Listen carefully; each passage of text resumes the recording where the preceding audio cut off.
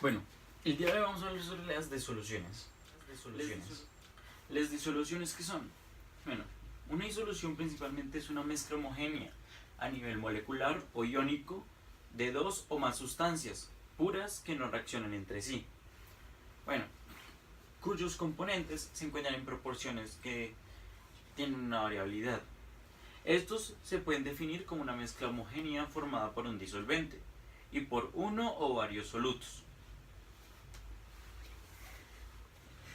Bueno, un ejemplo muy común podría ser un sólido disuelto en un líquido, tal como puede ser la sal o el azúcar disueltos en el agua, o incluso el oro en el mercurio. Esto forma una amalgama, pero bueno, no nos extendamos hasta allá. Hay muchos otros ejemplos, como disoluciones que son el vapor de agua en el aire, hidrógenos en paladio, o cualquiera de las aleaciones existentes. Bueno, este término pues alude también obviamente a el proceso de disolución. Ahora, vamos a mostrar como un ejemplo mencionado anteriormente, como la sal en el agua. Entonces nos encontramos con el vaso de agua, la cuchara de sal. Entonces podemos echarla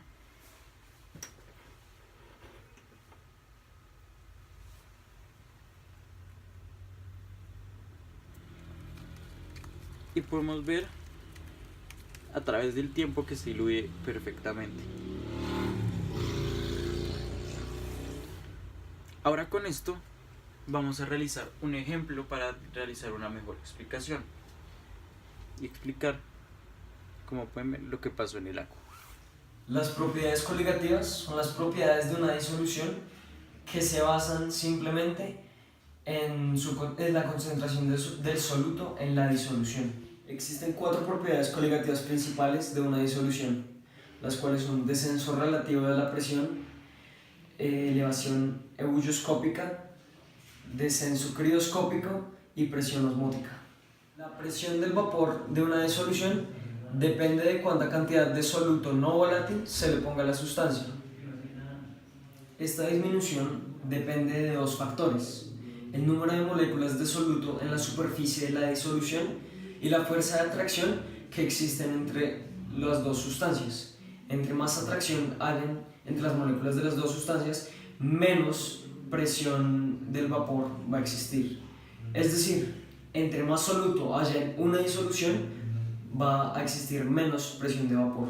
La elevación ebullioscópica en una disolución es cuando cuando se mezcla un disolvente puro y moléculas o iones de un soluto aparte.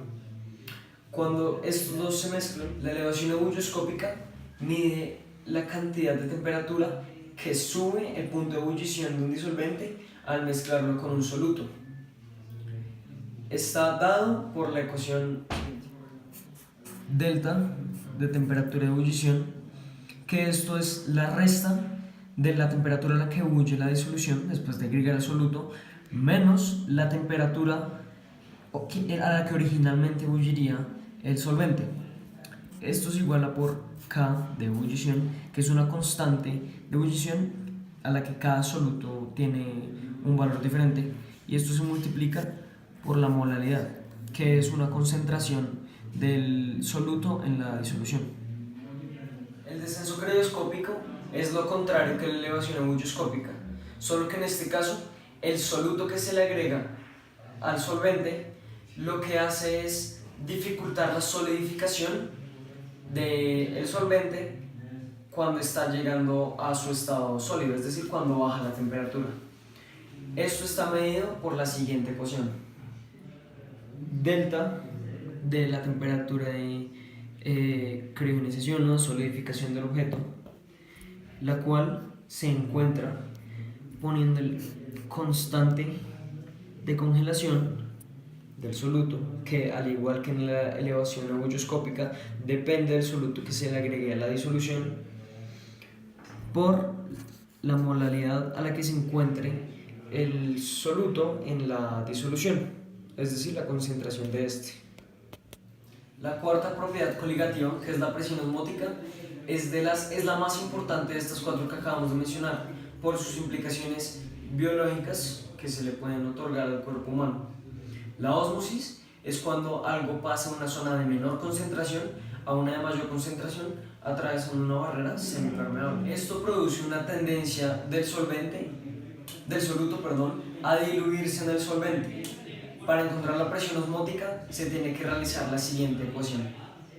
Presión osmótica, la cual se representa con el símbolo pi, es igual a la molaridad, que también es una unidad de concentración del soluto, por R, que es la constante universal de los gases, la cual es 0,082, y esto se multiplica por T, que es la temperatura en Kelvin que se da.